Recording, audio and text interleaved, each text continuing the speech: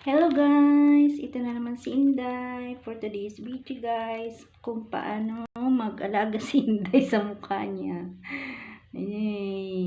Kahit sa kakapuyat dahil sa Ramadan, ayan, di na naasikaso ang mukha. Ayan, daming tagyawat.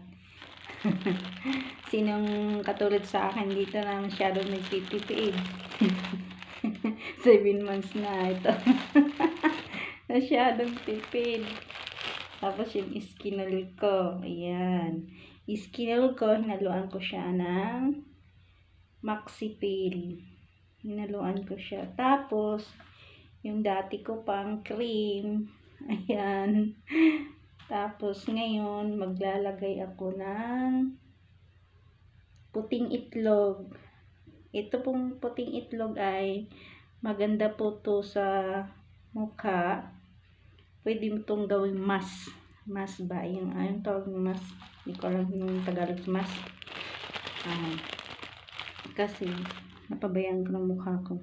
Ang dami ko ng tagyawat. Ayan o. Kaya, for today's video, ayan, inuuna ni Inday maglagay ng skinol na may halong Maxipil para matanggal yung tagyawat. Buti nga ngayon, na ano na siya. Kung kupis-kupis na. Ba, isang buwan din kung hindi ako masyadong naglalagay sa katamaran. Kaya ayan, naglalabasan ng tagyawat. Ganyan lang po ako. Ayan, ganyan lang ako maglagay sa mukha ko. Kasi, hindi po ako pwede sa mga ano ba yun, rejuvenating. Kahit anong nagka-allergy po ako. Namamantal yung mukha ko. Namumula na parang nasunog yung mukha. Kaya ayan, nagkakapikas ako kay kung ano na lang i-apply ko. Kaya, tama lang talaga. Itong Maxipil, lagay ko to puro Maxipil.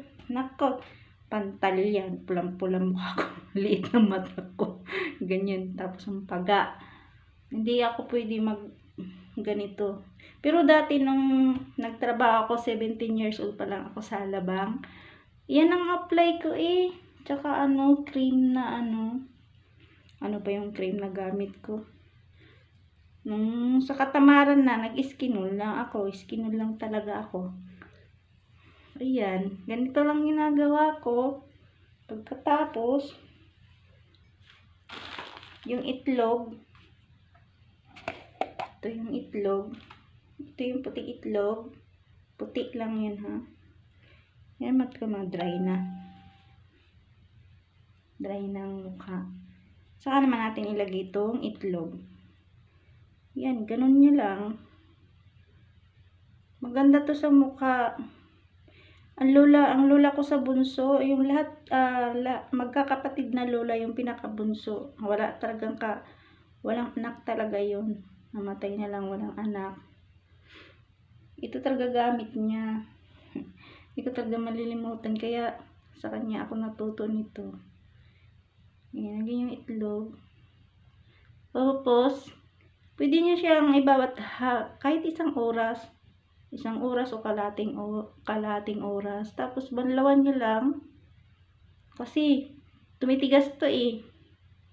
Mamumuti yung mukha mo. Depende lang sa kung kasanayan lang. Merong pag-allergy ka nito, nangangati ka. Pero ang alam ko hindi eh. Itlog. Kasi ito, yung puti ng itlog. Yan. Ganyan lang. Ganyan mo.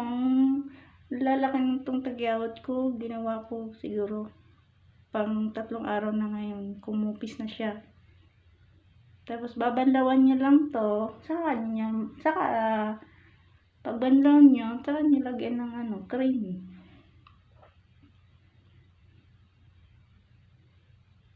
Ganyan lang.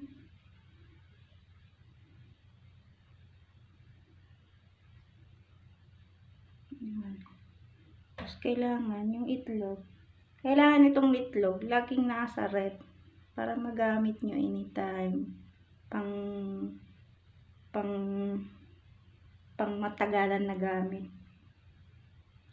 Yan. Yan lang guys. Yan. Pwedeng damihan, pwedeng mumuti kasi ito.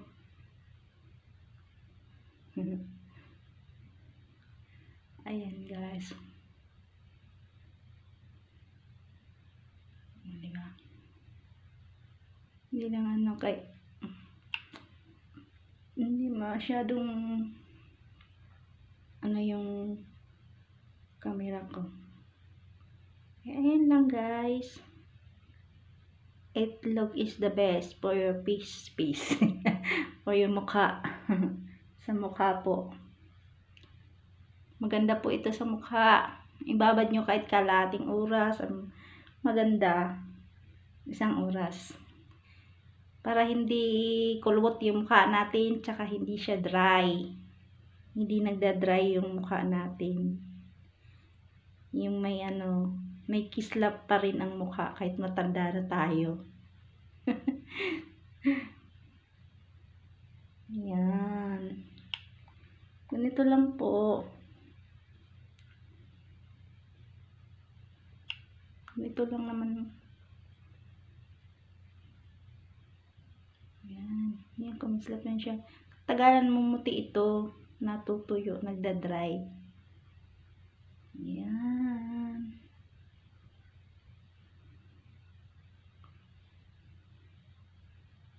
Yan guys.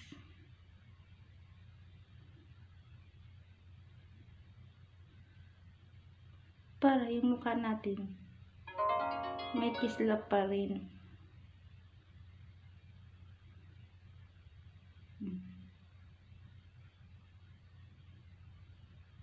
Yan guys. Babad ko lang to ng siguro kalating oras lang kasi anong oras na. Natutulog pa tayo. Kaya yan guys. Tapos babad ko to ng kalating oras o 1 oras babad nyo. Tapos pag hilamos mag-cream na agad. Thank you for watching guys. Don't forget to follow, react, and comment. Bye-bye!